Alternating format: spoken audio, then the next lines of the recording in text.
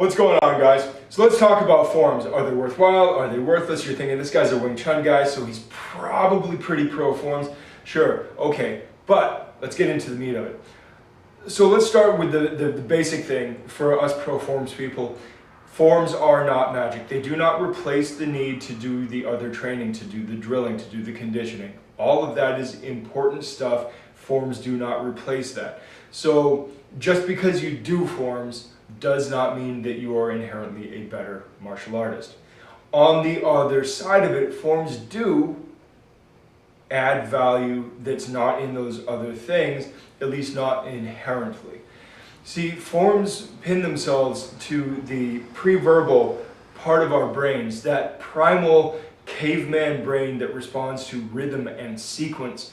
And it's similar to the old tribal songs and dance and poems, the things that we did for storytelling to go from generation to generation until written language was a thing, until codified language was a thing. They hit us in the genes, for lack of a better term. They hit us in the guts, they hit us in the heart. Forms attach to us differently than the other training does, because it's not just a collection of pieces, but it is a sequential pattern. And because of that, it allows us to focus and, in a sense, meditate on very important things like body structure, bone alignment, neuromuscular activation, power chains, the development and usage of energy, and not woo-woo energy, like kinetic energy. Forms serve an excellent purpose for that. And like I said, it's not going to directly make you a better fighter, but they allow you to practice how you move yourself in space in a thoughtful, mindful, meditative way that lets you focus on the things that you're probably not focusing as much on when you're hitting the pads or drilling with a partner. Hitting the pads, drilling with a partner, all that, these are goal-oriented things towards a certain application. Forms are kind of external to application and are just there for development. Now, some people look at forms as shadow boxing. If they were nothing but shadow boxing, you could dump them. That's neither here nor there. If forms were nothing but conditioning, exercise science has developed long past the old school training. You could dump it and be fine. But there's so much more embedded in there than just conditioning, than just shadow boxing.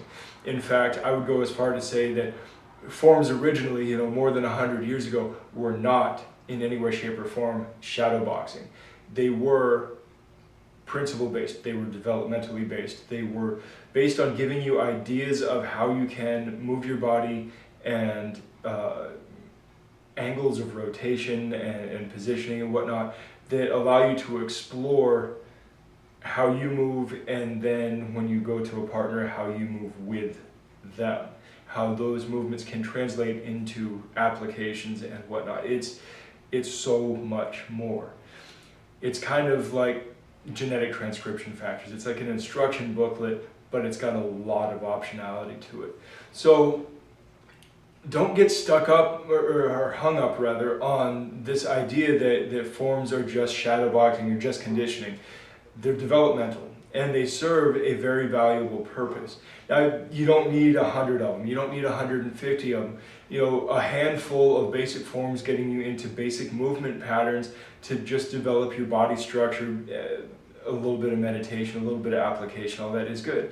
It's another reason I actually really like Wing Chun. We have a limited number of forms, but they hit kind of the big key points, and the rest of it is all exploration. Very, very important concept there. So, whether you're pro forms or against forms, understand that they serve a separate purpose from the other drilling that you do. They're not magic. They don't replace the need for your combat training, your drilling and whatnot, but they do help with the developmental stuff in a big, big way. One more thing is that forms are not performance art. They are not performance art. Do not go out there with the idea of of I'm doing an interpretive dance, with martial arts moves, and judges are going to score it. And, like, that's a really crappy way to look at forms, and it really degrades the usage of forms in the culture, and it's really bad PR. It's really, really bad PR. Don't compete in training. I mean, it's like the CrossFit Games. I mean, competing in exercise. Come on. Use that stuff to develop yourself and then apply it to a skill. Compete in a skill. Don't compete in an exercise, okay? That's a personal pet peeve of mine. Just don't reduce it to performance art, because that's not the right way to look at forms either. So let me know, what are your thoughts on forms? Engage, talk, and I'll talk to you guys later. Good journey. Thanks for watching.